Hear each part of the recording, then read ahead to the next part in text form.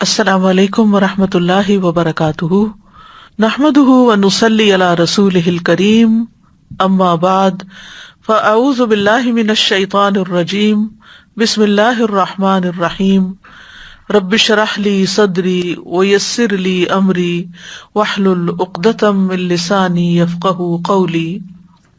ان اللہ وملائکتہ یصلون علی النبی یا ایہا الذین آمنوا صلوا علیہ وسلموا تسلیما۔ ان اللہ وملائکتہ یصلون علی النبی یا ایہا الذین آمنوا صلوا علیہ وسلموا تسلیما۔ بے شک اللہ اور اس کے فرشتے نبی پر صلات بھیجتے ہیں، اے لوگو جو ایمان لائے ہو اس پر صلات بھیجو اور سلام بھیجو، خوب سلام بھیجنا۔ پیغمبر وہ انسان ہوتے ہیں جنہیں اللہ تعالیٰ اپنی رسالت کے لیے اپنا پیغام انسانوں تک پہنچانے کے لیے چن لیتے ہیں، پھر ان کی زندگیاں اس کام کے لیے وقف ہو جاتی ہیں۔ وہ تعلیم و تدریس اور اپنی عملی زندگی کی مثال کے ذریعے لوگوں کو اللہ کی عبادت اور دنیا میں رہنے کا طریقہ سکھاتے ہیں۔ اس کے لیے وہ خوب محنت کرتے ہیں۔ جو لوگ ان کی بات نہیں مانتے، ان کی مخالفت برداشت کرتے ہیں، ان کی طرف سے آنے والی اذیتیں بھی برداشت کرتے ہیں۔ ابتدا سے ہی حضرت آدم علیہ السلام کے زمانے سے ہی ایسے نبی اور رسول آتے رہے جو لوگوں کو اللہ کی باتیں بتاتے رہے۔ ان میں سے سب سے آخر میں اللہ تعالیٰ نے محمد صلی اللہ علیہ وسلم کو اپنا پیغمبر بنا کر بھیجا۔ آپ کی زندگی میں ہر قسم کے لمحات آئے، لیکن آپ صابر و شاکر بندہ بن کر رہے۔ آپ پر دین مکمل ہوا۔ آپ کا ساری انسانیت پر بہت بڑا احسان ہے کہ آپ نے تمام تر مشکلات کے باوجود اللہ کا کلام مکمل طور پر ہم سب کے لیے پہنچا دیا۔ اس احسان عظیم کا اعتراف کرتے ہوئے ہم سب پر لازم ہے کہ ہم آپ کے لیے دعائیں کریں، آپ سے محبت رکھیں، آپ کی اتباع کریں اور آپ پر کثرت سے درود و سلام بھیجیں۔ تو آج ہم درود و سلام کے موضوع پر ہی گفتگو کریں گے، سورۃ الاحزاب کی آیت نمبر 56 کے حوالے سے۔ کیا ایمان والو، نبی صلی اللہ علیہ وسلم پر خوب صلاۃ و سلام بھیجو۔ اس میں ہم دیکھتے ہیں کہ اللہ سبحانہ تعالیٰ کی طرف سے بھی صلاۃ ہے، ملائکہ کی طرف سے بھی صلاۃ ہے، اور پھر ہمیں صلاۃ بھیجنے کا حکم دیا گیا ہے۔ تو اس کا مطلب کیا ہوا؟ اس کا مطلب یہ ہے کہ اللہ سبحانہ تعالیٰ مقرب فرشتوں کے پاس نبی صلی اللہ علیہ وسلم پر تعریفی کلمات بھیجتے ہیں، اور اس کے فرشتے نبی صلی اللہ علیہ وسلم پر درود بھیجتے ہیں اور آپ کے لیے دعائیں کرتے ہیں۔ تو ہمیں ایمان والوں کو یہ کہا گیا ہے کہ ہم بھی اس رسول کی تصدیق کریں، اس کی شریعت پر عمل کریں، اور بطور تحفہ آپ کی تعظیم کرتے ہوئے آپ پر درود و سلام بھیجیں۔ اس آیت سے پتہ چلتا ہے رسول اللہ صلی اللہ علیہ وسلم کے کمال کا، اللہ اور اس کی مخلوق کے ہاں آپ کے بلند درجات کا، آپ کی بلند قدر و منزلت کا، اور آپ کے بلند ذکر کا، کہ ان اللہ و ملائکتہ یصلون، اللہ سبحانہ تعالیٰ اپنے فرشتوں اور ملائے اعلیٰ کے سامنے اپنے نبی محمد صلی اللہ علیہ وسلم کی مدح و ثنا بیان کرتے ہیں، کیونکہ اللہ سبحانہ تعالیٰ آپ سے بہت محبت کرتے ہیں، اور پھر تمام فرشتے آپ کی مدح و ثنا کرتے ہیں اور نہایت عاجزی سے آپ کے لیے دعائے رحمت کرتے ہیں۔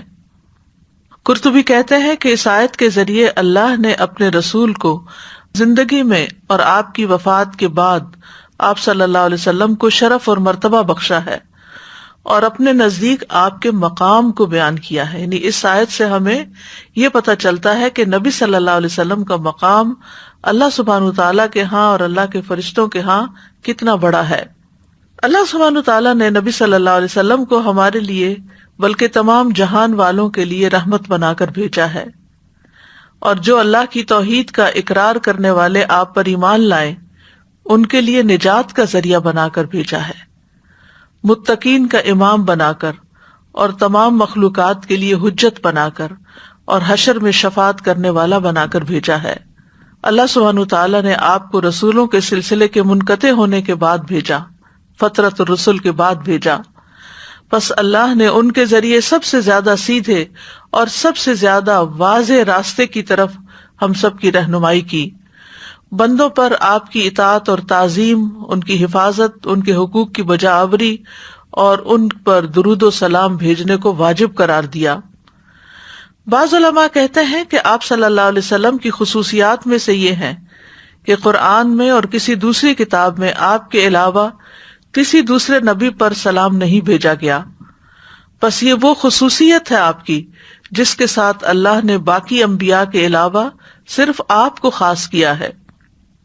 اسی طرح ابن عاشور کہتے ہیں کہ ازواج النبی کے بارے میں احکامات کے بعد یہ آیت آئی ہے، یعنی سورۃ الاحزاب میں، تو اس میں رسول اللہ صلی اللہ علیہ وسلم کی ثنا اور آپ کے مقام کی خبر دی جا رہی ہے، اور یہ کہ ان احکامات کا آپ کے مقام و مرتبہ کے مطابق اجرا ہے، یعنی نبی صلی اللہ علیہ وسلم کا جتنا بڑا مقام اور مرتبہ ہے اسی اعتبار سے آپ سے متعلق جو احکامات ہیں ان کو سنجیدگی سے لینا چاہیے۔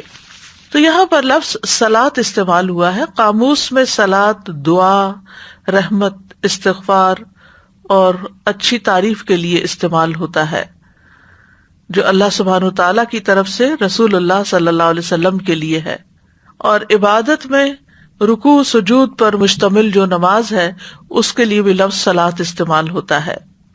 تو اللہ سبحانہ وتعالیٰ کی صلاۃ سے مراد کیا ہے کہ اللہ تعالیٰ اپنے نبی محمد صلی اللہ علیہ وسلم کی تعریف کرتے ہیں، اور اللہ کی تعریف صرف تعریف نہیں بلکہ اللہ تعالیٰ کی رحمت اور اللہ تعالیٰ کی رضامندی بھی ہے کہ اللہ تعالیٰ آپ سے راضی ہیں۔ اور فرشتوں کے درود بھیجنے سے مراد یہ ہے کہ وہ آپ کے لیے دعائیں مانگتے ہیں، اور یہ بھی کہا گیا ہے کہ یہ بھی ممکن ہے کہ وہ اللہ کے ساتھ مل کر نبی صلی اللہ علیہ وسلم کی تعریف کرتے ہیں، یعنی جس طرح اللہ تعالیٰ تعریف فرشتوں کے سامنے کرتے ہیں تو فرشتے بھی آپ صلی اللہ علیہ وسلم کی تعریف کرتے ہیں اور آپ کے حق میں دعائیں مانگتے ہیں تاکہ آپ سب سے اونچے اور بلند درجات پالیں۔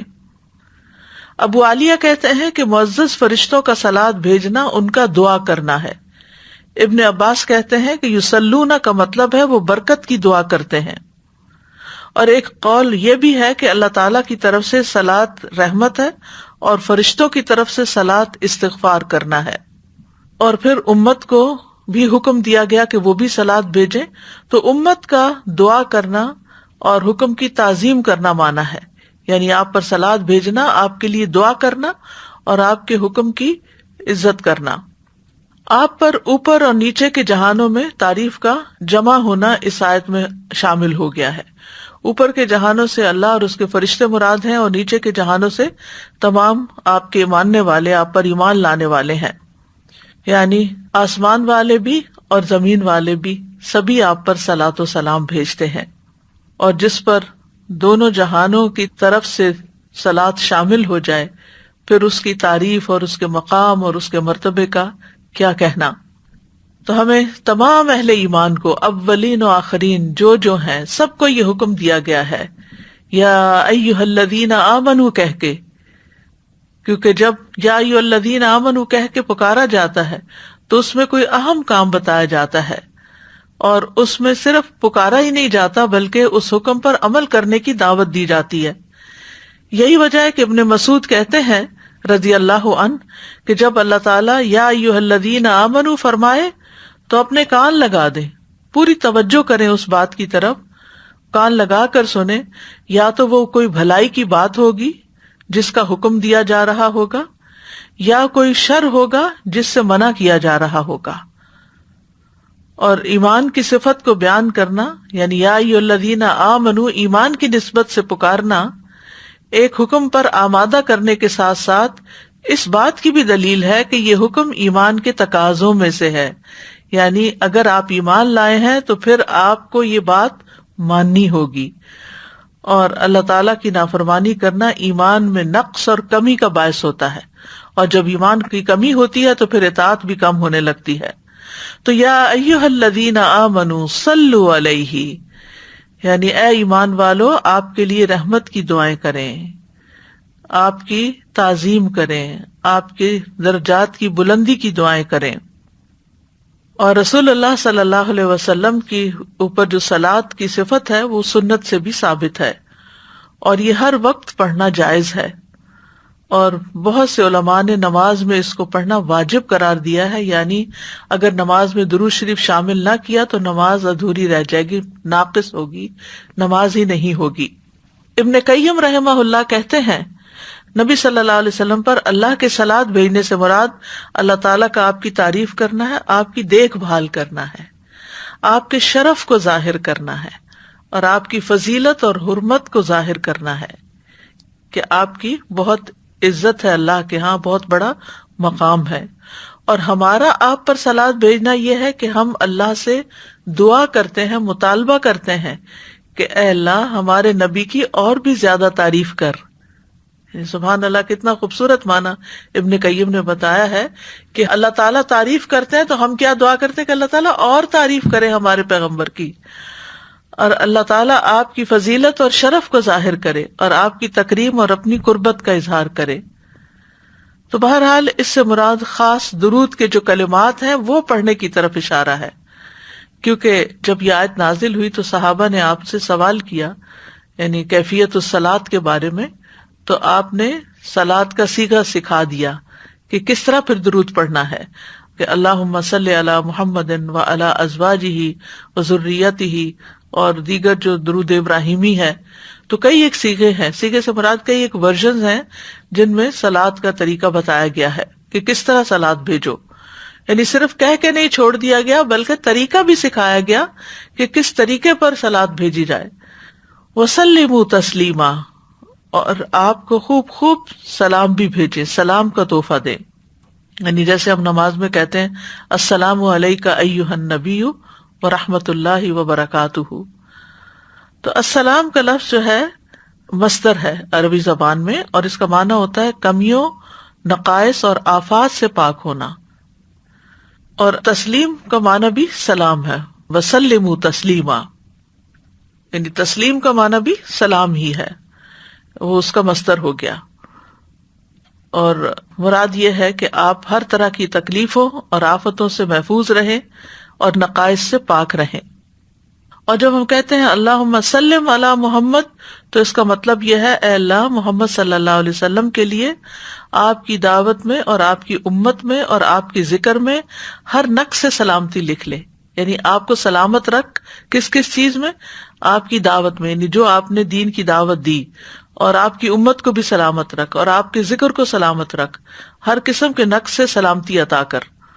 تو یوں جب سے آپ صلی اللہ علیہ وسلم نبی بنے ہیں اور جب سے یہ درود کا حکم آیا ہے، جب سے آپ پر درود بھیجا جا رہا ہے اور یہ دعائیں مستقل ہوتی چلی جا رہی ہیں، تو گزرتے دنوں کے ساتھ ساتھ آپ کے مرتبے اور شرف میں بھی اضافہ ہوتا چلا جا رہا ہے، اور آپ کی امت کی تعداد میں بھی اضافہ ہوتا چلا جا رہا ہے، اور آپ کا ذکر خیر ہر جگہ بلند ہو رہا ہے۔ دنیا کا کوئی علاقہ اب ایسا نہیں کہ جہاں مساجد نہ ہوں، اور وہاں پر اشہد ان لا الہ الا اللہ کے بعد اشہد ان محمدًا عبدہ ورسولہ نہ کہا جائے، اور پھر اذان سننے کے بعد جو دعا ہے تو اس میں درود شریف بھی ہے، اور اس میں اللہم رب ھذہ الدعوۃ التامہ میں وآت محمدا الوسیلۃ والفضیلۃ وابعثہ مقاما محمودا، مقام محمود کی دعا بھی آپ کے لیے کی گئی ہے۔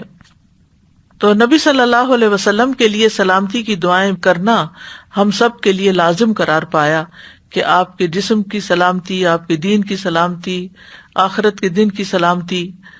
اور پھر یہ کہ السلام کا لفظ جو ہے یہ اللہ کے اسماء حسنی میں سے بھی ہے، یعنی اللہ تعالیٰ سلامتی دینے والا ہے۔ السلام علی النبی کا مطلب ہے آپ کے لیے ہر آنے والی آفت سے آپ کو سلامتی عطا ہو، نہ صرف یہ کہ دنیا میں بلکہ قیامت کے دن کی ہولناکیوں سے بھی، پلسرات وغیرہ سے بھی، یعنی ہر جگہ آپ سلامت ہو۔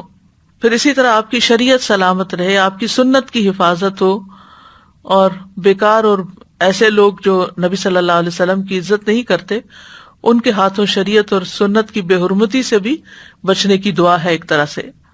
تو بہرحال یہ صلاۃ و سلام جو ہے اس کو ہم اردو میں درود پڑھنا کہتے ہیں، یعنی عام جو مفہوم ہے اس کا وہ درود پڑھنا ہے۔ تو اللہ اور اس کے فرشتے آپ پر درود بھیجتے ہیں، جیسے سورۃ الاحزاب کی آیت نمبر 43 میں بھی آتا ہے هو الذی یصلی علیکم وملائکتہ لیخرجکم من الظلمات الی النور وَكَانَ بِالْمُؤْمِنِينَ رَحِيمًا، وہی ہے جو تم پر صلات بھیجتا ہے اور اس کے فرشتے، تاکہ وہ تمہیں اندھیروں سے روشنی کی طرف نکال لائے، اور وہ ایمان والوں پر ہمیشہ سے نہایت مہربان ہے۔ اور نبی صلی اللہ علیہ وسلم پر درود بھیجنا اللہ کے حکم کی تعمیل ہے، یعنی جب ہمیں کہا گیا یا ایھا الذین آمنو، تو پھر ہم اپنے کان لگا کر سنتے ہیں اور پھر یہ درود شریف پڑھتے بھی ہیں۔ تو شیخ سعدی کہتے ہیں کہ آپ علیہم الصلاۃ والسلام پر درود بھیجنا اللہ سبحانہ تعالیٰ اور اس کے فرشتوں کی اقتداء ہے، پیروی ہے، اور جو حقوق آپ کے ہم پر عائد ہوتے ہیں، یعنی آپ نے جو قربانیاں کی اور ان سے ہم جو فائدہ اٹھا رہے ہیں، تو اس کا بدلہ دینا بھی ہے، کیونکہ اب ہم زندگی میں تو آپ کو جا کر نہ سلام کر سکتے ہیں کیونکہ ہم آپ کے بعد دنیا میں آئے ہیں، نہ ہی آپ کو کسی اور شکل میں کوئی اس کا بدلہ دے سکتے ہیں، تو ہم آپ کو دعا ہی دے سکتے ہیں، اور جو شخص دل سے کسی کو دعا دیتا ہے وہ گویا اس کے احسان کا بدلہ دیتا ہے۔ اور پھر اس کے ساتھ ساتھ صرف یہ نہیں کہ دعا ہے اور احسان کا کوئی بدلہ چکا رہے ہیں، بلکہ یہ پڑھنا ہمارے اپنے ہی لیے فائدہ مند ہے، کیونکہ درود پڑھنے سے نیکیاں بڑھ جاتی ہیں اور گناہوں کا کفارہ ہو جاتا ہے۔ درود پڑھنا جو ہے ایمان کی علامت ہے، کیونکہ نبی صلی اللہ علیہ وسلم نے فرمایا تم میں سے کوئی شخص مومن نہیں ہو سکتا جب تک میں اس کے نزدیک اس کے والد، اس کی اولاد اور تمام لوگوں سے زیادہ محبوب نہ ہو جاؤں۔ تو گویا جب ہم آپ پر درود بھیجتے ہیں تو وہ ہماری محبت کا اظہار بھی ہوتا ہے، یعنی محبت کے تقاضوں میں سے ایک تقاضا کیا ہے کہ ہم آپ پر درود بھیجیں، اور نیک اور تقرب والے اعمال میں سے بھی ہے۔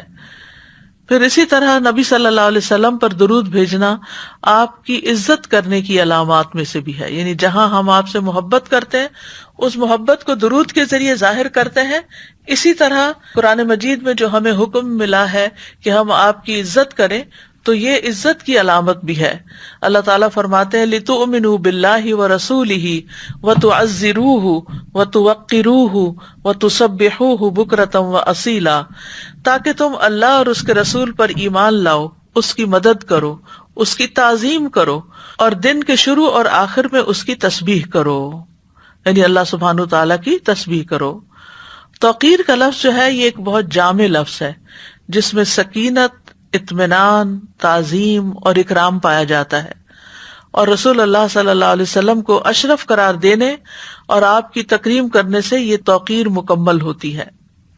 اس لیے آپ صلی اللہ علیہ وسلم پر درود بھیجنا آپ کی تعظیم اور آپ کے شرف کو تسلیم کرنے کی علامتوں میں سے ہے کہ ہم آپ کو واقعی اپنا بہت معزز مانتے ہیں۔ پھر یہ ہے کہ ایک بار درود بھیجنے پر 10 رحمتیں نازل ہوتی ہیں۔ نبی صلی اللہ علیہ وسلم نے فرمایا جو شخص ایک بار مجھ پر درود بھیجے گا اللہ اس پر 10 رحمتیں نازل کرے گا۔ ایک اور حدیث کے مطابق 10 گناہ معاف ہوتے ہیں اور 10 درجے بلند ہوتے ہیں۔ رسول اللہ صلی اللہ علیہ وسلم نے فرمایا جو شخص مجھ پر ایک مرتبہ درود بھیجے گا تو اللہ تعالیٰ اس پر 10 مرتبہ رحمتیں نازل کرے گا، اور ہم سب رحمت کے کتنے محتاج ہیں۔ اگر اللہ کی رحمت آ جائے تو ہماری ساری مشکلیں آسان ہو جائیں، ہمارے سارے کام بن جائیں۔ اور پھر فرمایا اور اس کے 10 گناہ معاف ہوں گے اور اس کے 10 درجات بلند ہوں گے۔ اللہ تعالیٰ کی رحمت کے فوری حصول کا ذریعہ ہے۔ رسول اللہ صلی اللہ علیہ وسلم نے فرمایا جو شخص میری امت میں مجھ پر اخلاص سے دل سے ایک بار درود پڑھے گا تو اللہ تعالیٰ اس کی وجہ سے اس پر 10 رحمتیں بھیجے گا۔ لیکن یہاں آپ دیکھ رہے ہیں شرط اخلاص کی شرط ہے۔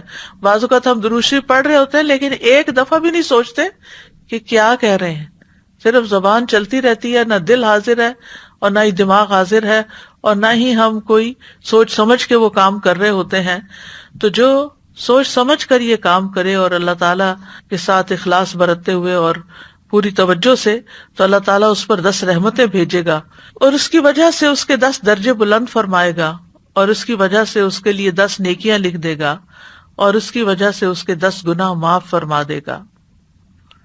پھر اسی طرح فرشتوں کی دعائیں ملتی ہیں جو شخص درود پڑھتا ہے اس کو۔ عبداللہ بن عامر بن ربیعہ اپنے والد سے روایت کرتے ہیں، وہ کہتے ہیں کہ میں نے رسول اللہ صلی اللہ علیہ وسلم سے سنا آپ خطبہ دیتے ہوئے فرما رہے تھے کہ جو شخص مجھ پر درود پڑھے تو جب تک وہ مجھ پر درود پڑھتا رہے گا فرشتے اس پر درود پڑھتے رہیں گے۔ اب انسان کی مرضی ہے کہ کم پڑھے یا زیادہ پڑھے، یعنی اگر آپ کو فرشتوں کی دعائیں زیادہ لینی ہے تو زیادہ درود پڑھ لیں، کم لینی ہے تو کم پڑھ لیں۔ پھر اسی طرح ایک اور روایت کے مطابق درود کی وجہ سے اللہ کافی ہو جاتا ہے۔ ایک شخص نے عرض کیا، اے اللہ کے رسول، کیا میں اپنی دعا کا 1/3 حصہ آپ پر درود پڑھنے کے لیے مقرر کر دوں؟ آپ نے فرمایا ہاں اگر تم چاہو۔ اس نے عرض کیا 2/3 کر دوں؟ آپ نے فرمایا ہاں اگر تم چاہو۔ اس نے کہا اگر میں ساری دعا درود کے لیے مقرر کر دوں؟ تو رسول اللہ صلی اللہ علیہ وسلم نے فرمایا پھر تو اللہ تمہارے دنیا اور آخرت کے غم اور فکر کے لیے تمہیں کافی ہو جائے گا، پھر تو سارے مسئلے ہی آسان ہو جائیں گے۔ تو آج کل جیسے رمضان المبارک کا مہینہ ہے اور اس میں ہمیں عبادت بھی کرنی ہوتی ہے اور اس کے ساتھ ساتھ دنیا کے کام بھی جو ضروری ہیں وہ ساتھ چل رہے ہوتے ہیں، تو بعض اوقات مثلاً افطار کا ٹائم ہے اور ہمیں دعائیں بیٹھ کر یکسوئی کے ساتھ ایک جگہ مانگنے کا وقت نہیں ملتا، تو ہم عصر کے بعد کچھ حصہ دعاؤں کے لیے ضرور مختص کریں، لیکن اس کے بعد جب گھر کا کام بھی ہو اور ذمہ داریاں بھی ہوں جن سے کوئی فرار نہیں انسان کو، تو اس کے ساتھ ساتھ کام کاج کرتے ہوئے آپ درود پڑھتے جائیں، تو آپ کے اندر کوئی گلٹ نہیں رہے گا کہ میں اس وقت کو ضائع کر رہی ہوں، اور آپ دل کو اپنے حاضر کر لیں۔ جو کام ہوتے ہیں گھروں کے سب اس کے عادی ہوتے ہیں اور وہ ایک آٹو پہ ہوتا ہے، انسان آنکھیں بند کر کے بھی سامان اٹھا رہا ہوتا ہے، رکھ رہا ہوتا ہے، تو اپنی زبان اور دل کو حاضر کر کے ساتھ ساتھ درود شریف پڑھتے جائیں، اور آپ کی جتنی دعائیں مانگنے والی تھی وہ ساری درود شریف کے اندر آ جائیں گی۔ تو پھر انسان کے لیے ایک آسان راستہ بھی ہے اور ایک بہت ہی انلائٹننگ اور انرچ کرنے والا روحانی طور پر انسان کو، کہ کوئی پھر کمی محسوس نہیں ہوتی کہ ہم نے وقت ضائع کیا ہے۔ اسی طرح دیگر کام بھی جو آپ صرف ہاتھوں سے کر رہے ہوتے ہیں، زبان سے نہیں کر رہے ہوتے، اس وقت بھی آپ ساتھ ساتھ درود شریف پڑھ سکتے ہیں۔ اور بیچ میں اگر کوئی خاص دعا بھی یاد آئے تو 2 دفعہ درود کے بیچ میں ایک دعا اپنے لیے کر لیں زبانی، پھر درود شریف پڑھنا شروع کریں۔ پھر دل میں آپ دیکھیے کہ ہمارا دل تو کسی وقت خیالات سے خالی رہتا ہی نہیں، تو ان خیالات میں بعض اوقات کوئی پریشانی ہوتی ہے، وہ پریشانی ایک بار نہیں بار بار وہی چیز دماغ میں آتی چلی جاتی ہے اور انسان پریشان رہتا ہے۔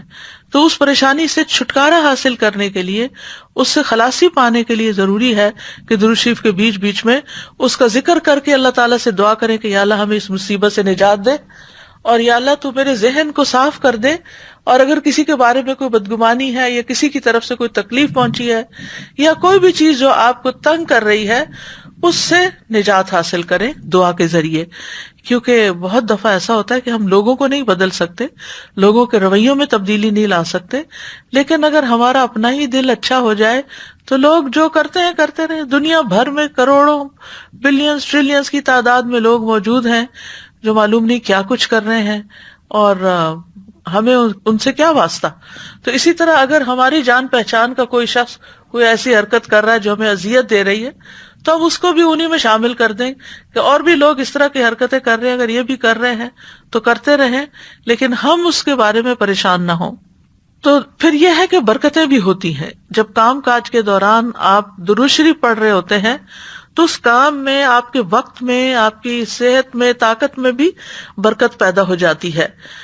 رسول اللہ صلی اللہ علیہ وسلم نے فرمایا مجھ پر درود بھیجا کرو، کیونکہ مجھ پر درود بھیجنا تمہارے لیے باعث برکت ہے، اور میرے لیے اللہ سے وسیلہ کا بھی سوال کیا کرو۔ وسیلہ جنت میں ایک مقام ہے جو صرف ایک شخص کو ملے گا، اور نبی صلی اللہ علیہ وسلم فرماتے ہیں مجھے امید ہے کہ وہ میں ہوں گا۔ تو امت کو آپ کے لیے وہ مقام مانگنا چاہیے۔ آت محمد الوسیلۃ، یہ وسیلہ وہی مقام ہے۔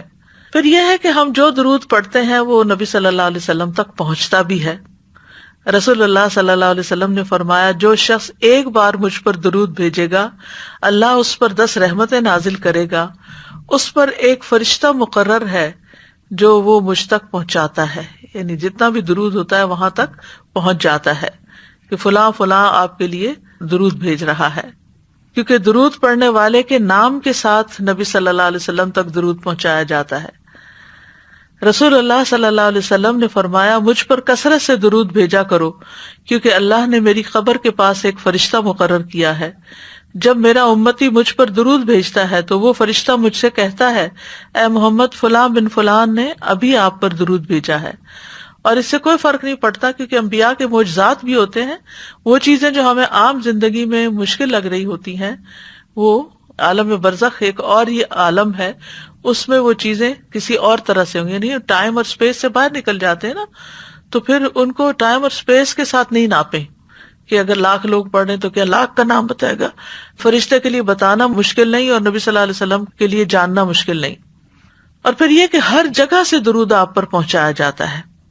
حسن بن علی رضی اللہ عنہ سے روایت ہے کہ رسول اللہ صلی اللہ علیہ وسلم نے فرمایا تم کہیں بھی ہو, خشکی پر ہو, پہاڑوں پر ہو, سمندر میں ہو, کہیں بھی ہو, ہوائی جہاز میں بیٹھے ہو, کہیں بھی ہو تو مجھ پر درود بھیجو کیونکہ تمہارا درود مجھ تک پہنچ جاتا ہے.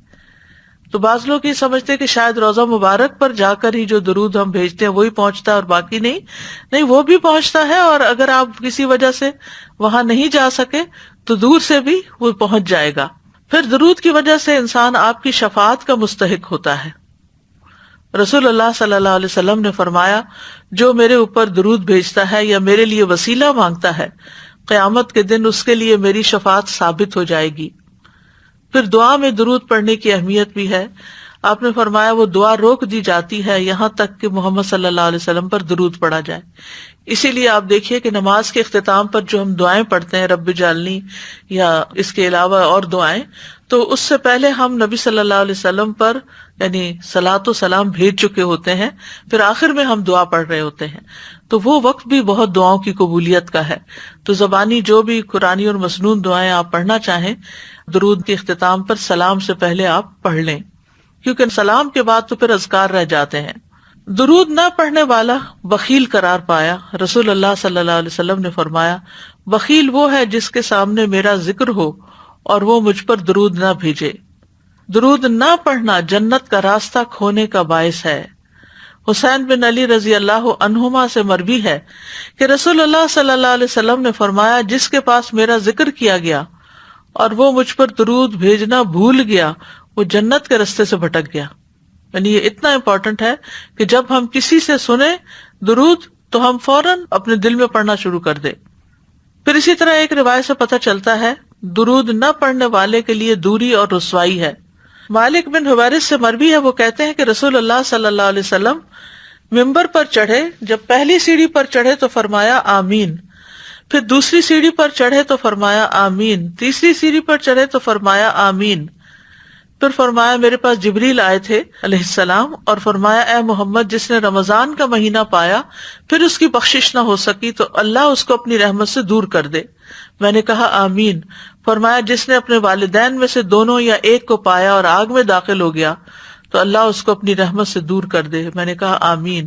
فرمایا جس کے سامنے آپ کا ذکر آیا اور اس نے آپ پر درود نہیں بھیجا تو اللہ اس کو اپنی رحمت سے دور کر دے. کہیے آمین. میں نے کہا آمین. ایک روایت میں ہے کہ وہ شخص رسوا ہو جس کے سامنے آپ کا نام آیا اور اس نے آپ پر درود نہیں بھیجا. میں نے کہا آمین. تو صرف یہ کہ فائدہ ہی نہیں بلکہ نہ پڑھنے کے نقصان بھی ہیں, اور خاص طور پر ایسی جگہ پر جہاں آپ کا ذکر ہو رہا ہو اور پھر وہاں آپ پر درود نہ بھیجا جائے. درود پڑھنے کے دنیاوی فائدے بھی بہت سے ہیں جن میں سے ایک صحت ہے, کیونکہ رحمت آتی ہے نا, تو جو رحمت آتی ہے تو پھر تو مشکل سے مشکل مرحلے آسان ہو جاتے ہیں. ہو سکتا ہے آپ میں سے کچھ لوگ شیخ صالح المغامسی کا نام جانتے ہوں, بہت بڑے اسکالر ہیں, ان کا ویب سائٹ بھی ہے الراسخون فی العلم, قرآن کی تفسیر بھی انہوں نے کی ہے. بہت ایک لمبا عرصہ مسجد قباء کے امام رہے ہیں. وہ دل کی ایک بیماری میں مبتلا ہو گئے جس کی وجہ سے ان کو دل کا آپریشن کروانا پڑا. یہ 2012 کی بات ہے. دل کا آپریشن کروانے کے بعد ان کے لیے ایک عجیب و غریب واقعہ رونما ہوا. اس واقعے میں اللہ کی عظمت اور قدرت عیاں اور ظاہر تھی, وہ اللہ جس کے ہاتھ میں سب کچھ ہے. شیخ بیان کرتے ہیں کہ 24 گھنٹوں کے بعد جب وہ ہوش میں آئے, یعنی آپریشن کے بعد, تو جو نرس شیخ کی بیماری کے حالات کی نگرانی کر رہا تھا اس نے کہا کہ خون میں کوئی چیز ہے. اس نے جو کچھ دیکھا اس نے اسپیشلسٹ ڈاکٹر کو بتایا. پھر اس ڈاکٹر نے اپنے گرد 14 ڈاکٹر اور جمع کر لیے، یہاں تک کہ شیخ اس ساری کارروائی سے خوف زدہ ہو گئے، کیونکہ ان کے ارد گرد کے ڈاکٹروں کے چہرے اور ان کے اظہار خیال میں بہت واضح تبدیلی تھی، یعنی مطلب یہ تھا کہ اب یہ بچنے والی کنڈیشن نہیں۔ اور انہوں نے وہ طبی سامان جو اس وقت شیخ کو لگایا ہوا تھا اس کے بارے میں انہوں نے ایک دوسرے کو ایسے اشارے دیے جو اطمینان بخش نہیں تھے، یعنی یہ ہٹانے پڑیں گے تو اب ختم ہے۔ اور ڈاکٹروں کے جمع ہونے کے بعد ان کے پاس مشاورتی ڈاکٹر آدم لیرے آئے جو کہ اس آپریشن کے ذمہ دار تھے۔ انہوں نے بتایا کہ کچھ خون ہے جو دل کے آپریشن کے بعد دل پہ جم گیا ہے۔ انہوں نے شیخ کو بتایا، شیخ صالح کو، کہ دوبارہ آپریشن کرنا پڑے گا اور دل کو دوبارہ آپریشن کے لیے کھولنا پڑے گا، کیونکہ جو خون ان کے دل پر جمع ہو گیا ہے وہ خطرناک حالات کی طرف لے جا رہا ہے، یعنی وہ بچنے کی امید نہیں۔ اس بنا پر دل پر جمع ہونے والے خون کا مکمل اخراج ضروری ہے۔ یہ خبر سن کر ان کے ہوش اڑ گئے، وہ اشہد ان لا الہ الا اللہ اور وان محمد رسول اللہ پڑھ رہے تھے کہ جانے کا وقت قریب آ گیا۔ پھر انہوں نے آپریشن کے لیے اپنی رضامندی ظاہر کر دی تو ڈاکٹر نے ان سے لازمی طبی سامان کو ان سے الگ کر دیا جو اس وقت ان کو لگایا گیا تھا، اور ان کو لے کر دوبارہ آپریشن تھیٹر کی طرف جانے لگے۔ اس لمحے ان کا سامنا ایک لبنانی نرس نے کیا۔ وہ شیخ سے بہت متاثر تھی، یہ بہت مشہور آدمی ہے۔ اس نے دیکھا کہ شیخ پہلا آپریشن ختم ہونے کے بعد خوش نہیں تھے۔ نرس اس بات سے غمزدہ ہوئی کہ ایک ہی دن کے بعد شیخ کو دوبارہ آپریشن کی تکلیف برداشت کرنے کے لیے آپریشن تھیٹر کی طرف لے جایا جا رہا ہے۔ تو اسی وقت نرس نے کہا، یا صالح صلی علی النبی وربی یفرجھا، کہ اے صالح آپ نبی صلی اللہ علیہ وسلم پر درود بھیجیں، اللہ اس بیماری کو دور کر دے گا۔ تو شیخ صالح نے اسے جواب دیتے ہوئے کہا، اللہم صلی علی محمد وعلی آل محمد۔ اور شیخ اپنی اس روایت کو واقعہ خود یہ بیان کرتے ہیں اور قسم کھا کے کہتے ہیں کہ درود میں پڑھ رہا تھا کہ اچانک کوئی چیز تبدیل ہو گئی اور آپریشن کی کارروائی کے لیے استعمال کیے جانے والے اوزار تبدیل ہونے لگے، اور ڈاکٹر آدم کو ایک مرتبہ پھر بلایا گیا۔ جب انہوں نے الٹرا ساؤنڈ کی اسکرین دیکھی تو وہ حیران رہ گئے۔ شیخ صالح سمیت سب کو ایک اچانک ناگہانی صورتحال کا سامنا تھا۔ دل میں جمع ہونے والا یہ خون سارے کے سارا بہہ کے جاری ہو گیا۔ اس وقت شیخ اپنے اس واقعے کے اثر سے رونے لگے۔ تو یہ ہے کہ بعض اوقات انتہائی مشکل حالات میں، انتہائی تکلیف دہ حالات میں، جب انسان اپنے دل میں کوئی تکلیف محسوس کر رہا ہو یا اپنے کسی عزیز کی تکلیف کو دیکھ کر پریشان ہو رہا ہو، تو سچے دل سے دروشی پڑھیں تو انشاءاللہ آپ دیکھیں گے کہ اللہ سبحانہ وتعالیٰ اپنی رحمت فرما دے گا، کیونکہ ہمیں دنیا میں بھی اللہ کی رحمت چاہیے اور آخرت میں بھی اللہ کی رحمت چاہیے۔ درود پڑھنے کے مواقع کون کون سے ہیں؟ نمبر 1 یہ کہ نبی صلی اللہ علیہ وسلم کا نام سنتے ہی، یعنی جب آپ کا نام سنیں تو درود پڑھیں۔ آپ نے فرمایا، جس کے پاس میرا ذکر کیا گیا تو وہ ضرور مجھ پر درود بھیجے۔ صالحی رحمہ اللہ کہتے ہیں کہ جب آپ کا ذکر ہو تو اس کے فوراً بعد درود پڑھنا چاہیے، یہاں تک کہ اگر وہ اس میں تاخیر کرے گا تو اس کی مذمت کی جائے گی، دیر بھی نہ کریں، رائٹ اوے ساتھ ہی دل میں دروشی پڑھ لیں، یعنی صلی اللہ علیہ وسلم پڑھ لیں، یہ بھی ایک پورا درود ہے۔ پھر ہر نماز کے پہلے اور آخری تشہد میں درود پڑھنا، یعنی دونوں تشہد میں درود پڑھنا۔ آپ صلی اللہ علیہ وسلم پہلے اور اس کے علاوہ آخری تشہد میں اپنے اوپر درود پڑھتے تھے، یعنی پہلے تشہد میں لازم تو نہیں ہے، لیکن یہ کہ اگر کوئی اتحیات کے ساتھ دروشی پڑھ لے تو اچھی بات ہے۔ حضرت عائشہ فرماتی ہے کہ ہم رسول اللہ صلی اللہ علیہ وسلم کے لیے آپ کی مسواک اور آپ کی وضو کا پانی تیار رکھتے تھے، پھر جب اللہ عز و جل چاہتا رات میں آپ کو اٹھا دیتا، آپ اٹھ کر مسواک اور وضو فرماتے اور 9 رکعت اس طرح پڑھتے کہ ان میں سے کسی کے تشہد میں نہ بیٹھتے مگر 8ویں رکعت پہ بیٹھتے، جیسے ہم 3 وتر پڑھنے کے لیے 2 رکعت کے بعد بیٹھتے ہیں، یعنی کہ 2 رکعت پڑھ کے پھر تیسرا ایک الگ سے پڑھتے ہیں۔ تو نبی صلی اللہ علیہ وسلم اللہ کی حمد کرتے، درود پڑھتے اور پھر دعائیں بھی کرتے، پھر 9ویں رکعت بیٹھ کر پڑھتے، اللہ کی حمد و ثنا فرماتے، اس کے نبی پر درود پڑھتے، دعائیں کرتے، پھر اتنی آواز سے سلام کہتے کہ ہمیں سنائی دیتا، پھر بیٹھ کر 2 رکعتیں پڑھتے تھے، یعنی وتر کے بعد پھر 2 رکعتیں پڑھتے تھے۔ شیخ البانی کہتے ہیں کہ اس میں صریح دلیل ہے کہ آپ صلی اللہ علیہ وسلم نے پہلے تشہد میں بھی اپنی ذات پر درود پڑھا جیسا کہ دوسرے تشہد میں پڑھا۔ تو یہ ایک نایاب فائدہ ہے جو اس روایت سے ملتا ہے۔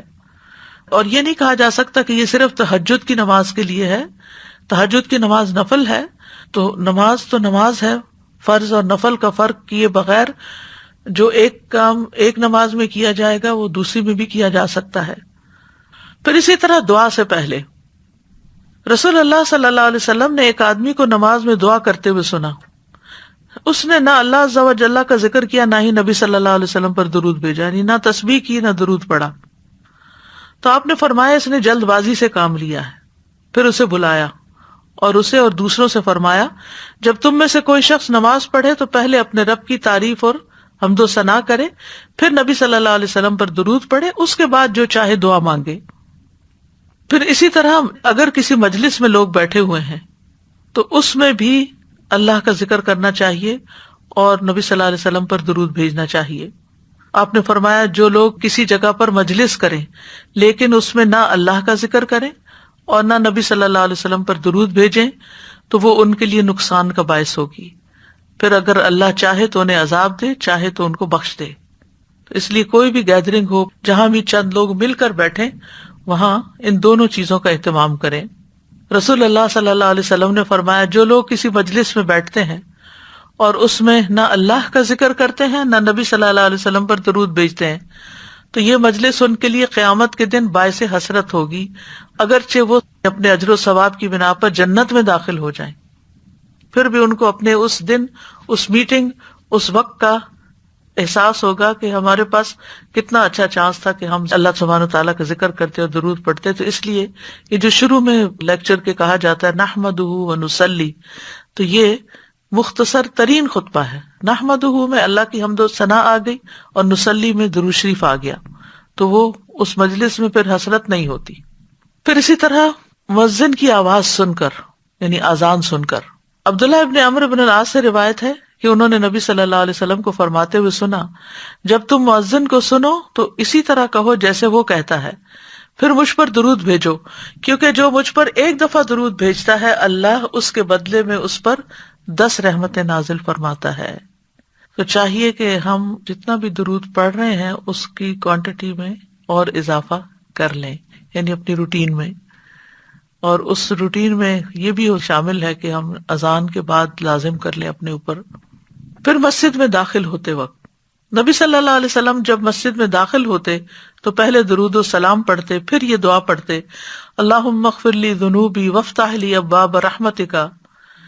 پھر صفا مروہ کی سعی کرتے وقت آپ نے فرمایا پھر 7 بار اللہ اکبر کہو، ہر 2 تکبیروں کے درمیان اللہ کی حمد و ثنا کرو اور نبی صلی اللہ علیہ وسلم پر درود بھیجو اور اپنے لیے بھی دعا مانگو، اور مروہ پہاڑی پر بھی ایسا ہی کرو. پھر جمعے کے دن اور رات کو آپ صلی اللہ علیہ وسلم نے فرمایا جمعہ کے دن اور رات کو کثرت سے مجھ پر درود پڑھا کرو، پس جو آدمی مجھ پر ایک دفعہ درود بھیجے گا اللہ اس پر 7 رحمتیں نازل کرے گا. پھر اسی طرح نماز جنازہ کی دوسری تکبیر کے بعد بھی درود پڑھنا چاہیے.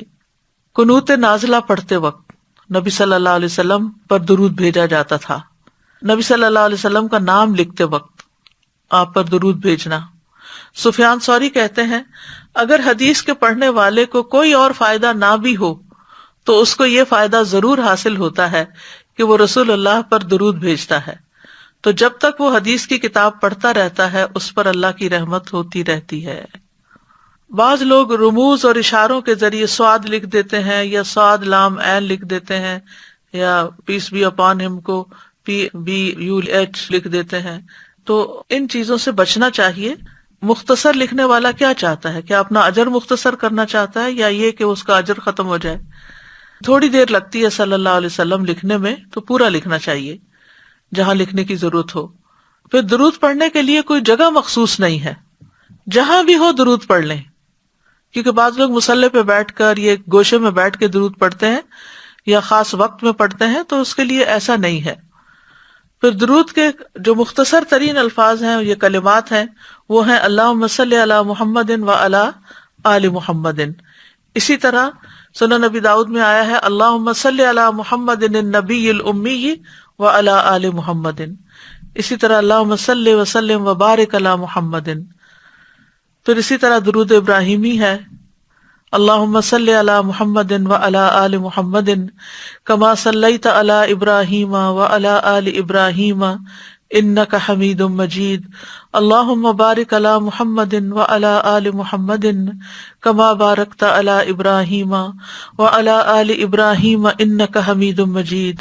پھر اسی طرح مختصر درود ابراہیمی بھی ہے، اللہم صلی علی محمد وعلی آل محمد کما صلیت علی آل ابراہیم وبارک علی محمد وعلی آل محمد کما بارکت علی آل ابراہیم فی العالمین انک حمید مجید۔ اسی طرح درود کے اور بھی مختلف الفاظ ہیں جن میں آپ کی ازواج اور ذریت بھی شامل ہے۔ اللہم صلی علی محمد وازواجہ وذریتہ کما صلیت علی آل ابراہیم وبارک علی محمد وازواجہ وذریتہ کما بارکت علی ابراہیم انک حمید مجید۔ اسی طرح لوگوں نے کچھ درود خود سے بھی بنا لیے ہیں، لیکن بہتر یہی ہے کہ مسنون درود ہی پڑھا جائے۔ اور جہاں تک سلام بھیجنے کا تعلق ہے تو آپ تشہد میں پڑھتے ہیں السلام علیک ایھا النبی ورحمۃ اللہ وبرکاتہ، تو یہ درود اور سلام نبی صلی اللہ علیہ وسلم تک پہنچ جاتا ہے۔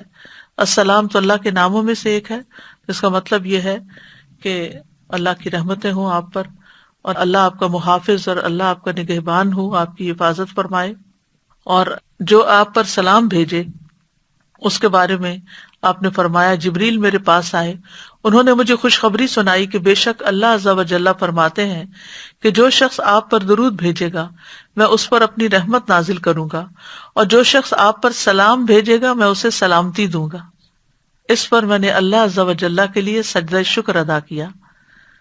پھر اسی طرح زمین میں کچھ فرشتے گھومتے پھرتے رہتے ہیں اور آپ کی امت کا سلام آپ کو پہنچاتے رہتے ہیں، یہ بات مسند احمد سے پتہ چلتی ہے۔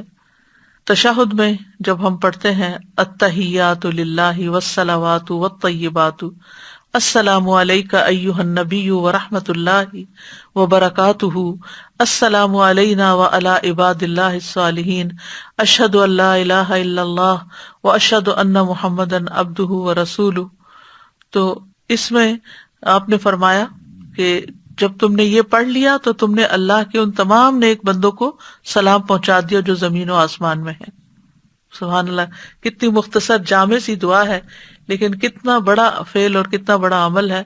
ہمیں تو کبھی یہ خیال بھی نہ آئے کہ سارے لوگوں کو جو زمین و آسمان میں ہیں ان کو سلام بھیجیں۔ کرنے کے کام یہ ہے کہ نبی صلی اللہ علیہ وسلم پر کثرت سے درود بھیجیں تاکہ ہم پر کثرت سے رحمتیں نازل ہوں۔ جمعہ کے دن خصوصی طور پر عام دنوں کی نسبت زیادہ درود پڑھنے کا اہتمام کریں۔ دعا مانگنے سے پہلے اللہ کی حمد بیان کریں، پھر آپ پر درود بھیجیں۔ غموں اور دکھوں سے نجات کے لیے نبی صلی اللہ علیہ وسلم پر درود بھیجیں۔ اللہ کی رحمت کے فوری حصول، فرشتوں کی دعاؤں اور گناہوں کی بخشش کے لیے درود پڑھنے کی عادت ڈالیں۔ آذان ہو تو توجہ سے آذان سنیں، اس کے بعد درود پڑھیں تاکہ کل قیامت کے دن نبی صلی اللہ علیہ وسلم کی شفاعت کے مستحق بنیں۔ آپ کا نام لکھتے وقت مکمل صلی اللہ علیہ وسلم لکھیں اور نبی صلی اللہ علیہ وسلم سے ثابت شدہ الفاظ والا درود ہی پڑھیں، خود سے بنائے ہوئے درود پڑھنے سے گریز کریں۔ اللہ سبحانہ وتعالی ہمیں اس پر عمل کرنے کی توفیق عطا فرمائے۔ وآخر دعوانا ان الحمد للہ رب العالمین۔